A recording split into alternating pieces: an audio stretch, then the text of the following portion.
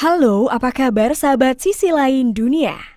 Nah sahabat, sejauh ini dunia yang kita tinggali ini memang menyimpan banyak sekali misteri, termasuk beberapa ritual yang mengandung unsur magis di dalamnya.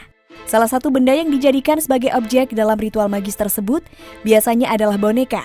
Boneka sendiri adalah salah satu mainan tertua dalam sejarah dan keberadaannya pun terlacak sejak zaman Yunani, Romawi, ataupun Mesir kuno. Maka tidak heran jika tiruan manusia atau binatang dalam sebuah ritual memiliki keterkaitan dengan sejarah manusia, termasuk digunakan dalam ritual-ritual magis. Dari semua ritual yang dipercaya berkekuatan magis, ada beberapa di antaranya yang menggunakan boneka sebagai objek.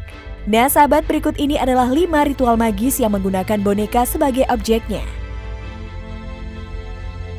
Tapi sebelum kita bahas lebih lanjut, bagi sahabat yang belum subscribe, jangan lupa untuk tekan tombolnya yang ada di bawah ya.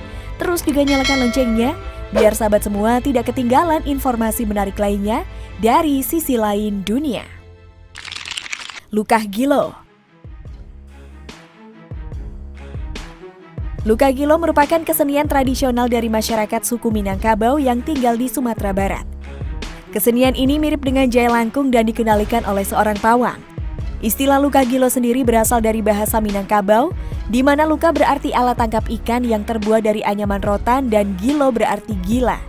Dengan demikian, Lukah Gilo dapat diartikan sebagai alat penangkap ikan yang terbuat dari rotan dan dapat bergerak-gerak kemana-mana layaknya orang gila. Untuk memainkan ritual ini, sang pawang kemudian akan memulai aksinya dengan membacakan mantra-mantra seperti membisikkan sesuatu kepada boneka tersebut. Setelah itu, syair-syair berbahasa Minang lantas dilantunkan dengan irama yang indah.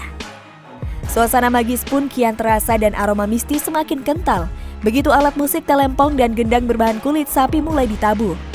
Tak lama sesaat setelah sang pawang membaca mantra, Lukah Gilo yang dipegang oleh kedua pria mulai bergoyang ke kanan dan ke kiri secara perlahan. Semakin lama gerakan Lukah Gilo semakin kuat, hentakan hingga sulit untuk dikendalikan. Menurut warga asli Minang, yang bisa menguasai atau menghentikan goyangan Lukah Gilo adalah pawang sendiri, bukan orang yang memegangnya. Diketahui bahwa bahan untuk membuat Lukah Gilo ini biasanya diambil dari hutan dengan bahan utamanya adalah memban, yakni jenis rotan yang memiliki ruas setengah meter sampai 1 meter. Untuk mengawali permainan Lukah bisa dipegang oleh 2 orang dan jika goyangannya sudah semakin kuat bisa ditambah 3 orang atau lebih.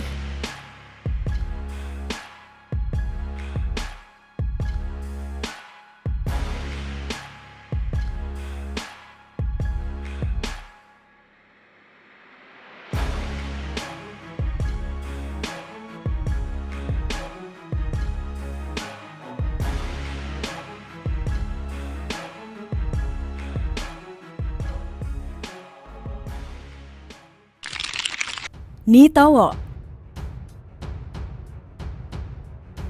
Di dalam sebuah keputren, yaitu sebuah tempat tinggal para putri keraton, biasanya anak-anak raja akan berkumpul dan bermain bersama. Mereka tidak hanya berasal dari kalangan putri, namun ada pula anak laki-laki putra raja yang belum akil balik. Kebanyakan permainan mereka merupakan permainan orang-orang pedesaan yang berasal dari luar keraton. Permainan ini masuk ke dalam keraton berkat interaksi yang terbangun antara putra-putri raja dengan para abdi dalam yang berasal dari kalangan masyarakat biasa. Namun di antara semua permainan, ada satu permainan yang sangat unik, yaitu permainan Nitowo. Berbeda dari permainan biasa kebanyakan, permainan ini bernuansa magis yang cukup kental. Pada awalnya, permainan ini merupakan sebuah ritual dengan tujuan tertentu seperti memanggil hujan dan untuk pengobatan tradisional. Sebuah laporan mengatakan bahwa Nitowo atau biasa disebut juga Nitowong merupakan permainan anak yang bernuansa magis. Permainan satu ini dimainkan saat bulan purnama dengan sebuah boneka yang terbuat dari tempurung kelapa, berbadan anyaman bambu yang diberi pakaian menyerupai pengantin perempuan. Kultur masyarakat Jawa pada saat itu yang memuja roh leluhur membuat mereka percaya bahwa boneka Nitowo akan dirasuki oleh roh halus. Di tengah permainan, boneka Nitowo akan bergerak mengikuti iringan mantra dan tembang yang dilantunkan oleh para pemain. Nitowo bukan sebuah ritual pemujaan terhadap lelembut atau sejenisnya. Menurut peneliti budaya Jawa dan Nusantara Yogyakarta, permainan ini justru mengajak para penghuni alam lain untuk bergembira bersama. Sebab menurutnya dalam budaya Jawa, tidak ada yang namanya istilah menyakiti atau mengganggu sesama ciptaan Tuhan.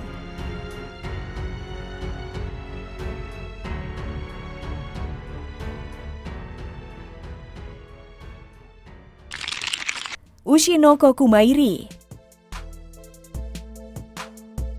Di Jepang ada sebuah kutukan yang sangat dikenal oleh masyarakat, yaitu kutukan Ushi no Kokumairi. Ushi no Kokumairi sendiri adalah sebuah kutukan yang berasal dari seorang wanita yang ingin menuntut balas karena cacian dan hinaan yang diterimanya. Diketahui bahwa bentuk asli dari kutukan Ushi no Kokumairi ini adalah sebuah sihir hitam yang dipercaya sangat kuno, mematikan dan mengerikan. Ritual untuk melancarkan kutukan ini harus dilakukan antara jam 1 sampai jam 3 dini hari. Konon pada jam-jam tersebut kekuatan jahat mencapai kekuatan puncaknya karena garis batas yang memisahkan antara dunia untuk yang masih hidup dengan dunia yang sudah mati. Dalam praktiknya, wanita yang melakukan ritual akan datang ke sebuah kuil atau tempat keramat di waktu yang sudah ditentukan. Mereka akan mengenakan kimono berwarna putih, memakai riasan wajah yang memakai trifed dari besi yang dihubungkan dengan lilin di atas kepalanya.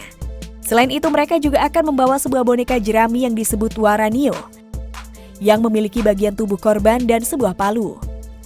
Orang yang akan melakukan ritual ini harus memakai gita bergigi 1 atau telanjang kaki, mengelukkan cermin di dadanya, menyelipkan belati atau pedang pendek di obi dan menggigit sebuah sisir kayu.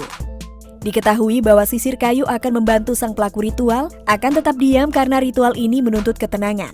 Ketika semua sudah siap, orang yang akan melakukan ritual harus mencari pohon yang disucikan atau dikeramatkan di tempat suci atau kuil yang sudah mereka pilih. Kemudian orang tersebut akan menahan boneka jerami di batang pohon dan juga mulai merekatkannya dengan paku. Ketika paku menghantam boneka untuk pertama kalinya, hal itu dipercaya sebagai penghancuran batas antara dunia manusia dengan dunia roh secara simbolik. Secara tidak langsung, pelaku akan memanggil roh atau kekuatan jahat lainnya untuk kemudian membalaskan dendamnya.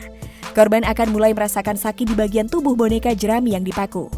Ritual ini harus dilakukan selama 7 hari berturut-turut dengan kepala boneka sebagai bagian terakhir yang dipaku ke pohon. Setelah semua selesai, maka korban akan segera kehilangan nyawanya. Diketahui bahwa kutukan ini harus dilakukan secara diam-diam dan rahasia. Jika saat sedang melakukan ritual ini ada orang yang melihat, maka kutukan itu akan berbalik kepada sang pelaku.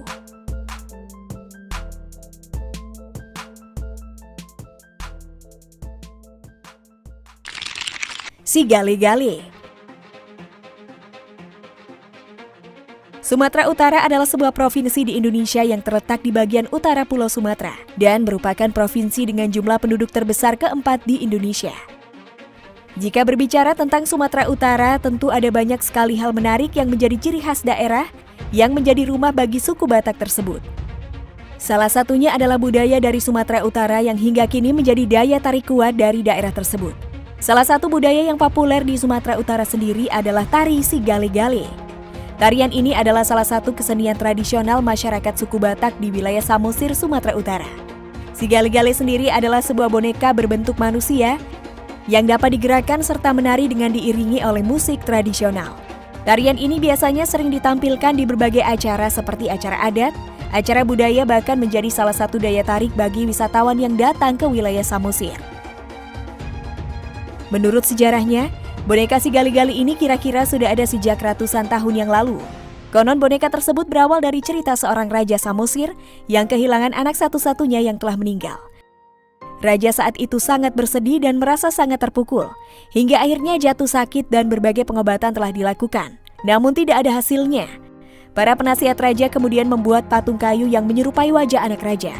Setelah patung tersebut jadi, kemudian dilakukan beberapa upacara, termasuk pemanggilan arwah anak raja agar masuk ke dalam patung tersebut. Setelah beberapa lama, patung tersebut ditunjukkan pada raja, ia langsung sembuh dan dapat memimpin rakyatnya kembali. Tari Si Gale-Gale ini biasa dimainkan dalam pertunjukan upacara adat dan diketahui bahwa boneka Si Gale-Gale biasa dimainkan oleh beberapa orang dengan cara memegang tali untuk menggerakkan boneka tersebut dengan iringan musik tradisional. Boneka tersebut bergerak menari layaknya manusia. Menariknya, gerakan pada boneka Si Gale-Gale ini menyerupai gerakan manusia. Hal ini dikarenakan kerangka pada boneka tersebut memang dibuat seperti persendian pada tubuh manusia, sehingga boneka tersebut dapat bergerak lebih leluasa seperti gerakan manusia. Tidak hanya diiringi dengan musik tradisional, boneka Si Gale-Gale ini juga akan dipakaikan kostum busana tradisional, yaitu kain ulos. Kain ulos sendiri adalah sebuah busana tradisional khas Batak Samosir.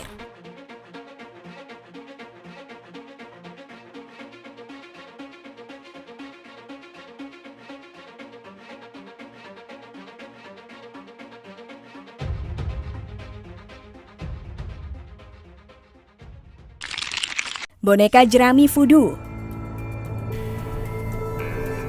Voodoo merupakan cabang-cabang dari sebuah tradisi keagamaan seperti Anamis yang berkembang di tengah-tengah masyarakat Afrika dan berasal dari leluhur bangsa Afrika Barat.